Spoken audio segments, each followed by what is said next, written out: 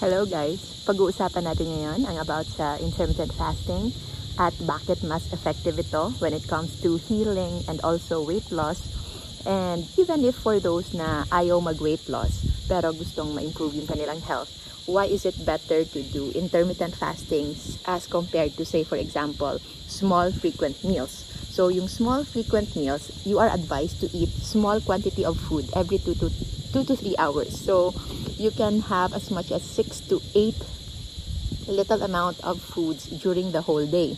You can start early in the morning. Say for example, pagkagising mo pala ng 6 o'clock, you can already have some cereals, and then after 2 hours, pwede kang magsaging. Another 2 hours, pwede kang kumain ng kakaunting rice and ulam, and then after a while, you are going to take lunch, and then mid-afternoon, and then late afternoon, and then dinner, and then meron pang midnight snacks. And for the longest time, yun yung parang akala nating good. But what we found out now is that hindi pala siya ganun ka-ideal, because it is not addressing the problem when it comes to hormonal impact of food. Whereas for intermittent fasting, you are actually allowed to eat as much as you can, especially kapag nagsisimula pa lang, but you are going to limit your food intake into just a shorter amount of time. Say for example, you will do 16-8. So 16-8 is 16 hours fasting and an 8 hours window period. So common yan, around 10 o'clock ng umaga, pwede ka nang kumain, and then around 6 o'clock, tapos ka nang kumain. Because of course, we want to do circadian fasting, wherein ayaw nating matulog or yung late at night na puno pa yung tiyan natin. And that is the basis of improving your sensitivity when it comes to insulin. Kasi kapag parati kang kumakain, kahit pa kakaunti pa yan, kahit pa overall na yung amount of calories that you are taking is somewhat less sa small frequent meals, but you are not addressing the hormonal impact of food. Kasi kapag parati kang kumakain every 2 hours, especially if it's carbo-loaded foods, then you are not giving the opportunity sa katawan mo na ma-burn yung extra calories, extra energy, and of course, parati siyang nasa fat building mechanism because insulin is always present. Remember, kahit anong pagkain pa yung kinakain mo, it will always spike up insulin. And so, that's why, as much as possible, it would be best if you can limit your intake in a shorter window of time. So, for example, for me personally, I would do 8 and 6. So with 8 and 6, it is addressing the insulin because insulin's half-life would round up until approximately 18 hours within your system.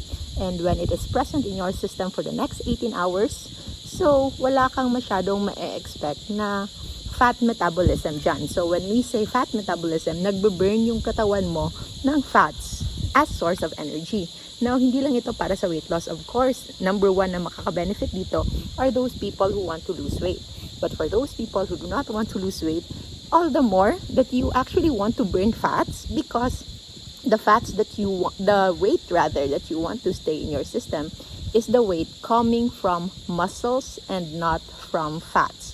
Kung gusto nyong mag-retain ng inyong muscle bulk, or if you want to really increase your weight, better to invest on muscles through consuming lots of proteins and at the same time doing some exercises. Because if you just continue to eat proteins but without any physical activity, then less likely po magkakaroon ng muscle bulking mechanism or occurrence sa katawan nyo. Just maybe maintenance, that would be all. But as to like shaping and remodeling your body, it can also help for you to do some physical exercises. So, yun yung importante. And there's already science behind it. And for the studies naman, it is mostly addressed on those individuals who are having excess weight. So, what they found out is that same group of people eating the same somewhat amount of food, same macronutrient, and the same overall calories, but yung isang grupo ad libitum. Ibig sabihin, they can eat it anytime they want. Whereas for the other group, it is TRE, time-restricted eating. Or yun yung concept ng intermittent fasting. They found out that at the end of the study, say for example, around 3 months, 12-week study, yung metabolic markers ng the one on the TRE group, yung naka-intermittent fasting group, is way better. Nawala yung fats nila, so there is decrease in weight when it comes to fat loss, but their muscle mass, yung importanteng part ng lean body mass natin, it's preserved, and at the same time, yung iba nag-increase pa. Whereas, for example, to the one that's in ad libitum, yung walang time restrictions, just eating small frequent meals, they have lost a little but not so much, and most importantly, yung kanilang metabolic markers, yung insulin, yung degree of inflammation nila, blood pressure, uric acid, bad fats, triglycerides, LDL, all that, and VLDL specifically, the remnant cholesterol, it's not that good as compared sa naka-intermittent fasting or naka-time restrictive eating. So that's why, if you have to choose between eating small frequent meals and intermittent fasting, better make yourself used to intermittent fasting because it is more natural actually for us. Kasi nung unang panahon, as hunter-gatherers, wala naman tayong available food that we can eat all day round, no? Na every 2 hours available. Usually, yung food natin available only on a certain time of the day lang. Mostly after midday, mga pananghalian hanggang hapunan. We don't usually eat late at night, and we also don't usually eat very early in the morning. So that's the reason why intermittent fasting is really working well when it comes to our biochemistry. Kasi nga, yun yung nakasanayan ng ating katawan as we have evolved from prehistoric humans to the modern man that we have now. Pero, dahil nga sa modernization, all of these food products, food stuff na are available all day, every day, 24/7, kahit pa midnight snacks, nasa ref nyo lang.